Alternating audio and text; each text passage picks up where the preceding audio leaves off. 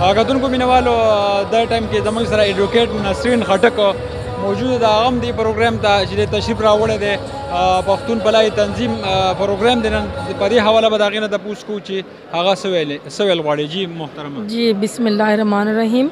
دا تقریبا هر کول کې دا کنونشن کیږي، نو دلته کې هم کیږي او مختلف ځایونو کې په لاهور کې کنه.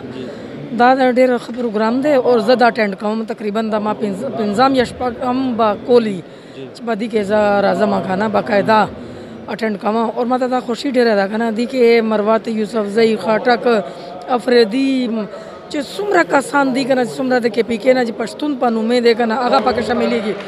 مطلب دې کې دا خبره نه ده چې دې کې پټای هم خبره نه ده کنه.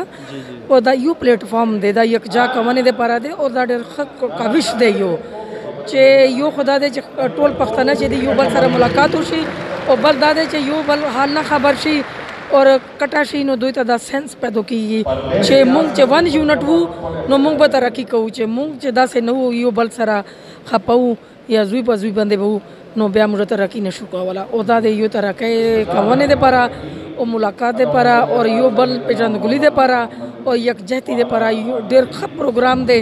او خدای ته دوی ته د خوشحالي ورکړي، دوی ته د زندګاني ورکړي چې چا دا آیډیا ده او چا دا ټوله ګلدسته چې ده دلته کټه کړې ده. ځکه چې دې کې په هر یو ګل دی پکې تقریبا څومره په د روی زمین باندې ګلونه دي که نه، نو هغونه یو ګل پکې دی. او دا شسته ګلدسته ده خدای کوي چې دا نورم وسیع شي اور دا د پښتنو نه علاوه د پورا پاکستان د لپاره د فایده مند وي.